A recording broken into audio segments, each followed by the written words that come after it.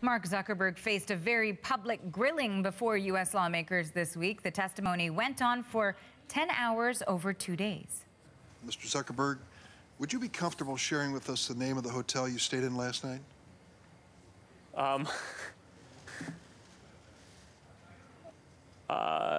No. If you've messaged anybody this week, would you share with us the names of the people you've messaged? Senator, no, I would probably not choose to do that publicly here. I think that may be what this is all about.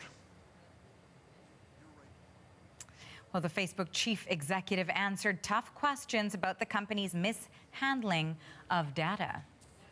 You are collecting data on just about everybody. Yes, we understand the Facebook users that proactively sign in are in part of that platform, but you're following Facebook users even after they log off of that platform and application. And you are collecting personal information on people who do not even have Facebook accounts. Isn't that right? Congresswoman, I believe that yes or no? Congresswoman, I'm not sure. I don't think that that's what we're tracking.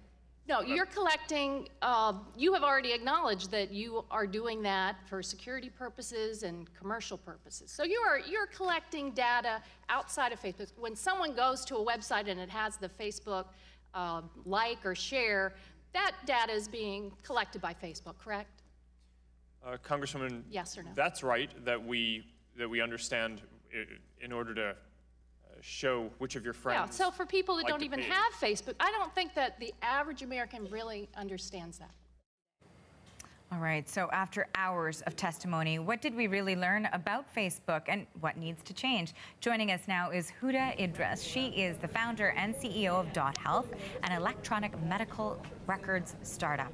And joining us from Washington via Skype is Bob Sullivan, a cybersecurity journalist and the author of Gotcha Capitalism. So let's start with you, Bob. One of the first things that we know that Mark Zuckerberg opened with is an apology. He said, we didn't take broad enough view of our responsibility. It was my mistake. I'm sorry. I started Facebook. I run it. I'm responsible for what happens here. So, Bob, is he actually sorry? Is Facebook really sorry? I don't think so. No, this is, many folks will tell you that Facebook has been on an apology tour almost since its inception. And we've all had friends who've been in relationships where they keep going back to the fellow or the lady who says, I'm sorry. But an apology isn't just words. An apology is actions. And we'll see, but so far, Facebook hasn't taken the actions that are needed to show that it's really sorry for what's happened. And Huda, I want to go to you on this point. Certainly there has been a lot of dissection of it in the media as well by analysts. Do you think lawmakers can actually identify what is wrong with Facebook? Certainly some critics were saying that a lot of lawmakers seem to come ill-prepared. Listen to this exchange, for example. Should you have to get permission? Should the consumer have to opt in? Senator, we do require permission to use the system and to put information in there and for all the uses of it. Now, that wasn't the only exchange. Surely, if you had watched on, there were a few other points where we had lawmakers asking questions, and it really seemed that there was a lack of understanding. So, if they don't understand it, can they legislate it? I think I did hear a lot of talk about how, Zuckerberg was trying to explain these really old senators how the internet works. But I actually found most of the questions, even the one that you just played, to be really valid. And I think Facebook needs to stop trying to present the same argument of Facebook is special. Facebook is a special snowflake of a company, and none of the regulations or none of the laws apply to us because we're so different than anything else that's ever existed. And I think Zuck mentioned that as part of the hearing where he was asked who his competitors were, and he said he couldn't answer. He couldn't answer who his competitors were because he's convinced that his company is so different from any other company that's existed. So I think in a lot of ways, lawmakers are understanding what Facebook is and what it's doing. I think on Facebook's end, Zuckerberg and his executive team are evading a lot of those questions.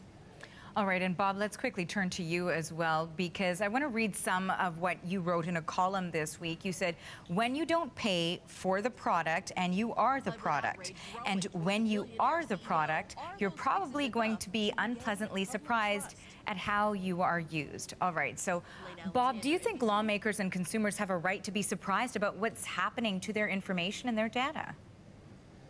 I think surprise is actually the central element of this issue. So while it's true that you volunteer to like photos on Facebook and you volunteer to maybe post a photo or say, I got a new job, that doesn't mean, and you're often surprised to find out that now you're in a bucket that says, I'm a suburban housewife who leads left, who maybe could be influenced by a picture of Donald Trump or something like that. People are constantly surprised by these companies, and it's not just Facebook, but Facebook is the king of it. It's Facebook's business model. So I think the change that has to occur is consumers have to have the right all the time to see precisely not just what is shared about them, what data is shared about them, but how it's framed, how it's packaged, and how it's meaningfully shared and sold to other companies. And right now, people are constantly surprised with what happens. And next thing you know, you're a suburban housewife that's been acquired by Cambridge Analytica and used by Russian trolls. I mean, that's what we've seen. That's how this tool gets used. That's the dark path that we've gone down. And speaking of sort of the gray areas, I suppose, that can exist when it comes to this digital data collection, a recent study suggests that Google and Facebook accounts for 73% of all digital advertising in the United States. So with this sort of money on the table, is regulation even possible? Huda? I think it is. I think regulation is possible if we can enforce it. So if we, the government, for every country, which is unfortunately how it has to go, can actually enforce a lot of these, and we saw that with the EU and the GDPR that was recently announced and is going into effect soon.